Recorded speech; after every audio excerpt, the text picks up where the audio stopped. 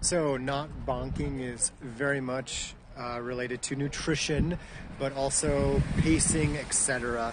And when it comes to the last 4 or 5 miles of the run, I would say it's not so much eating something then to not bonk, but it's eating something for every hour before that. 200-300 calories per hour is going to set you up best with proper pacing and everything. Of course, that's going to set you up best for feeling well during the last section of the marathon.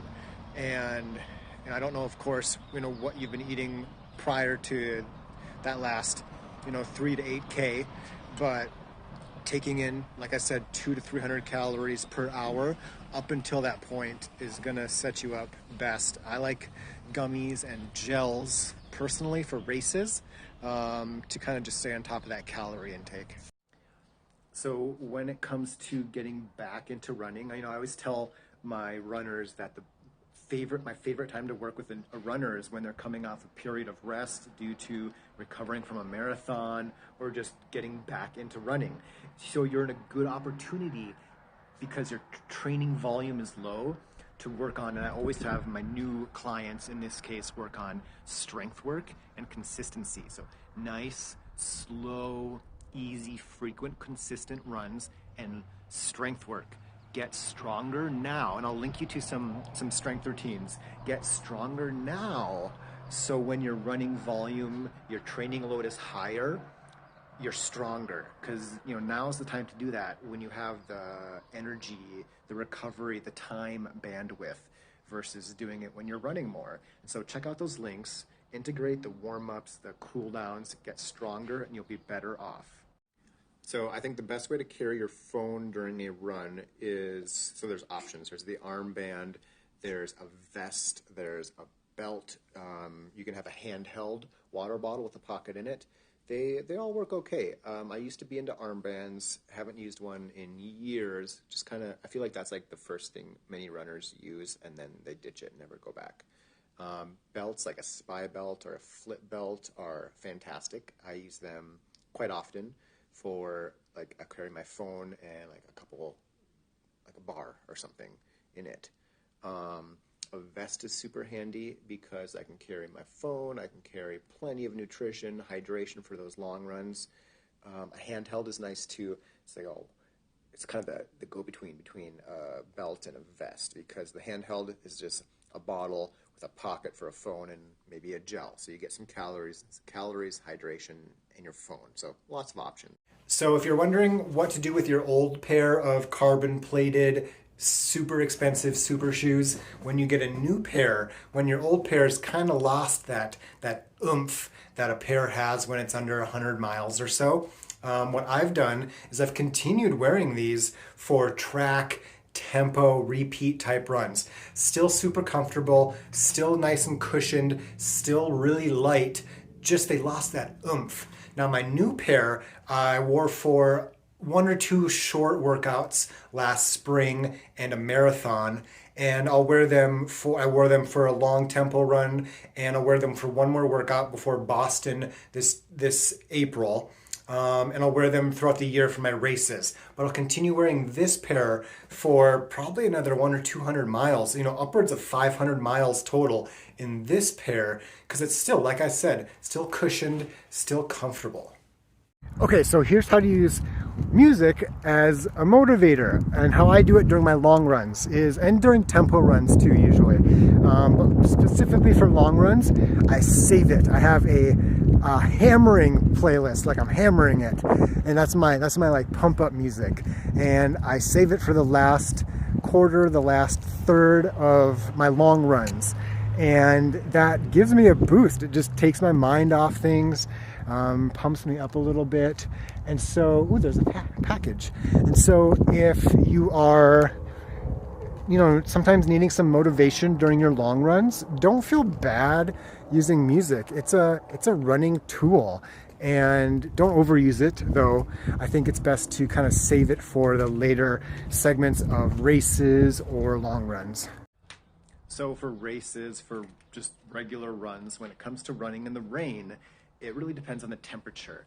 If it's cold, and obviously cold depends on if you're coming out of the winter, if you're coming out of a cold season, or you're coming out of the warm season. I'll wear a jacket, a rain jacket, if it's cold. But if it's like, 20 degrees Celsius, a nice warm 70 Fahrenheit day, whatever, that rain's gonna feel good. And so I'm just gonna get wet. But I always wear a cap to protect my face, just so that the rain's not in my face. But I did a race last spring. It was sleeting and raining at the start of the half marathon. I had a jacket on, some gloves. So in that case, it's a rain jacket for sure. But if it would have been a nice, comfortable day, I definitely would have just gotten wet. So unfortunately, the best solution for shin splints is rest and visit a healthcare professional. If it's a bone density problem, then that is a certain solution. If, in my case as a running coach, I look at your training errors or potential training load errors. And it could be that you overdid it. It could be that there's a variety of possibilities. Also, maybe visit a physical therapist to make sure you actually have shin splints and not something like compartment syndrome or there's medial tibial stress reactions, there's stress fractures. So you got to make sure you know what you have and then how to fix it.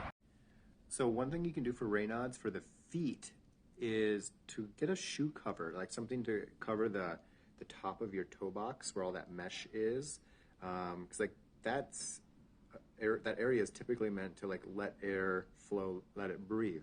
Covering that up with duct tape, for example, could be an easy way to cover that it's basically a vent above your foot, and that'll prevent that cold air from entering and prevent your warm air from inside the shoe from exiting. So it's like for hands, those nitrile gloves are super handy for Raynaud's, or if you're just I did a half marathon last spring.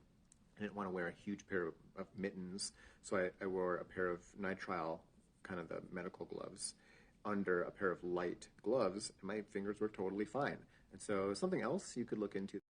So I used to get massages regularly. I would get, I spent almost, I think, half a year, maybe a year. It was a while, getting 2 a month.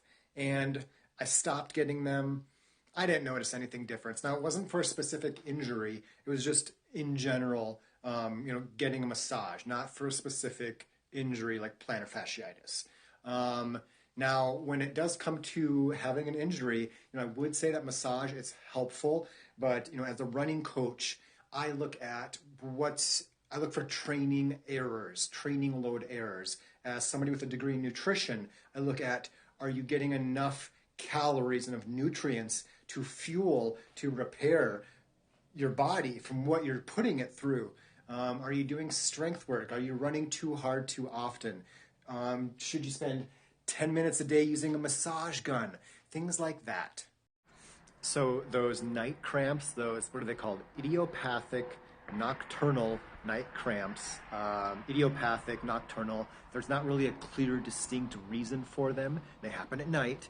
I actually looked at I think it was a literature review, looking at studies, looking at this, and they found that, don't know, it wasn't really related to anything that the researchers in the studies could find. But yeah, you're a cramp, you're flexing that muscle as hard as you can. It hurts. How to get over it? Give it time. That's pretty much it. Don't go do a track workout or a long run on it until you feel like you're confident that you can.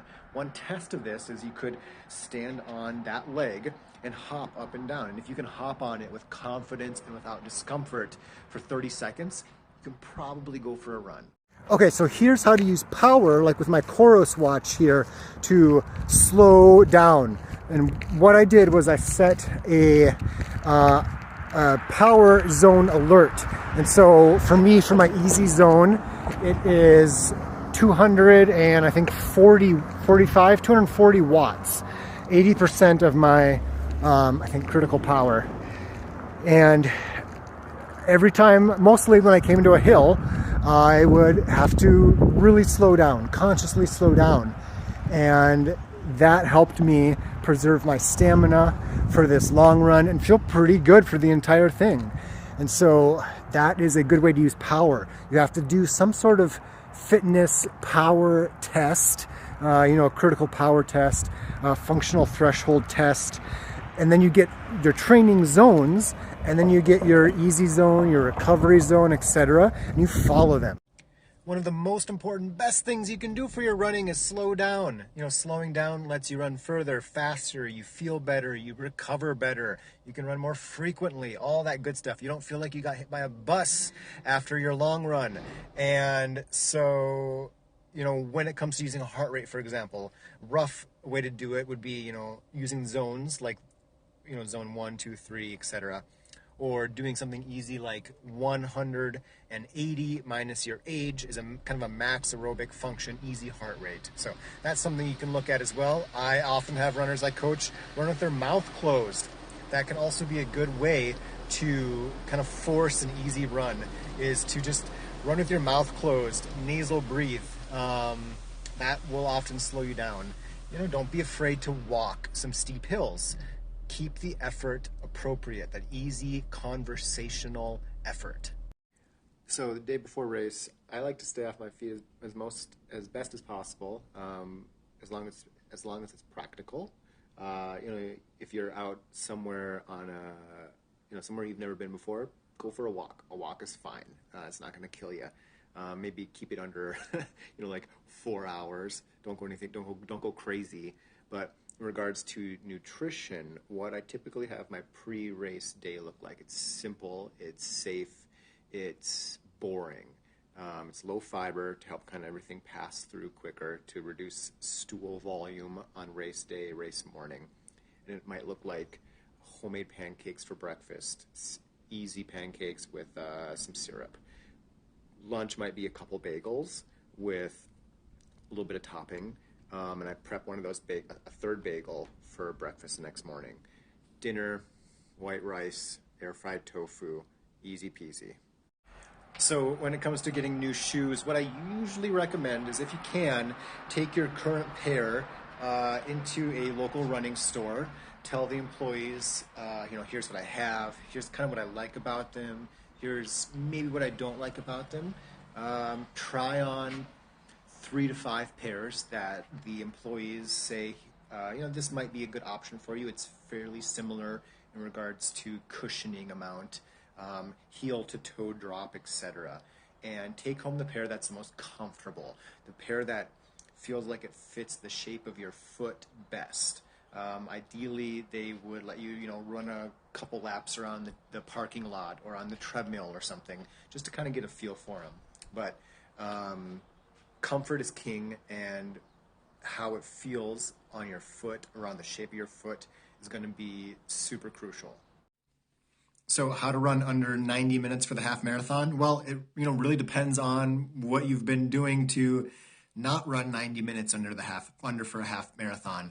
As a running coach, when I have runners looking to hit any type of goal for any type of race, we look at course considerations. What's the weather like?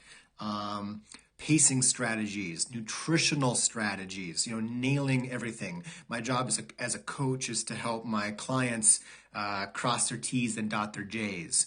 We look at training, of course, shoe selection. All this stuff comes together. How's your sleep? How's your daily stress? Do you spend a ton of time on your feet on concrete floors, for example? All this comes together to making or breaking whatever kind of goal you're looking for. Looking at performance goals day by day to nail that long-term goal. So here's one way to make long runs not feel as long, and it is a trick I use to kind of play a little mind game once in a while. And I did this just now. I ran 22 miles without going further away from home than 3 miles. So I did a 6-mile loop, 5-mile loop, 4-mile loop, 3-mile loop, 2-mile loop, 1-mile loop. And, I don't do that all the time, not very often, but it's just about playing a little trick, doing something different during your run.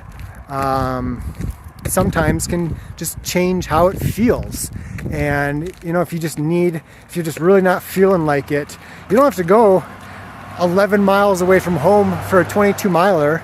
You don't have to do an out and back. I usually do, but you don't have to. Do something different. Okay, this has been in here for 8.5 hours. So let's see how this vegan yogurt checks out. Oh man, it's a little more liquidy than I would prefer. But I was hoping that I added some cornstarch. I was hoping that would help it out, thicken up, but I don't think it did. A little bit. I wonder if it'll thicken when I let it cool too. Should give it a taste. Yeah, it's a little warm. Yeah, if it thickens, which it might when it cools, that is vegan yogurt made with a starter thing and some soy milk. Yeah, this stuff works.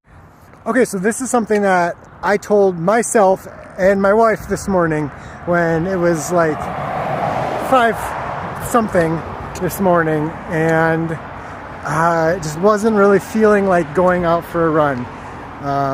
I told her, and I was kind of telling myself that, once I get going, I'll be glad I did.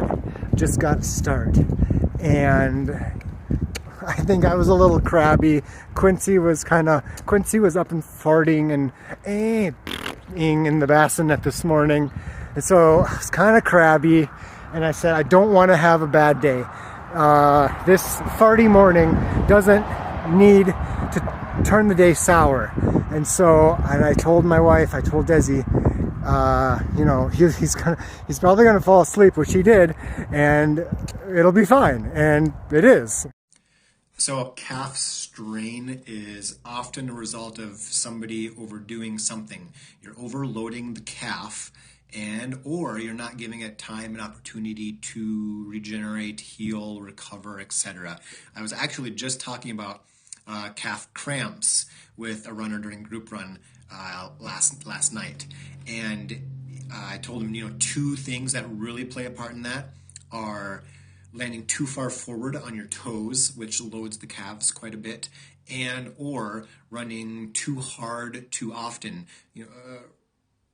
Again, you tend to land a little farther forward, load the calves more, and running too hard, you're just not giving your body the time and opportunity for those easy runs, those rest days. 2 main things, strength can come into play as well. Not progressing, re-entering into training gradually enough could also be a factor. So having a low iron count could affect your running. I had a low iron lab result come back, supplemented, it went back up. I didn't feel any difference, unfortunately. So if you're not feeling, tired, I had mine tested because I was getting some lab tests done, and it was low. I got it up. No difference in how I felt. I felt fine. No difference in my running, etc. So, it's worth it to get it up, of course, but will you feel any different? I don't know. Unless you're not feeling like you have low iron, I don't know. It probably won't make much of a difference. So I would say easily the most popular running phone app is Strava.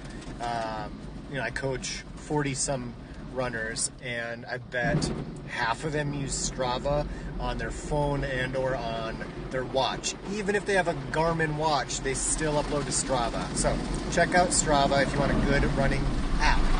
Okay, so one really easy way to feel great at the end of a long run, and even for the rest of the day after a long run, is to run really slow. And I just finished up 22 miles, and it was pretty much even pacing the entire way. And it didn't actually really get harder towards the end.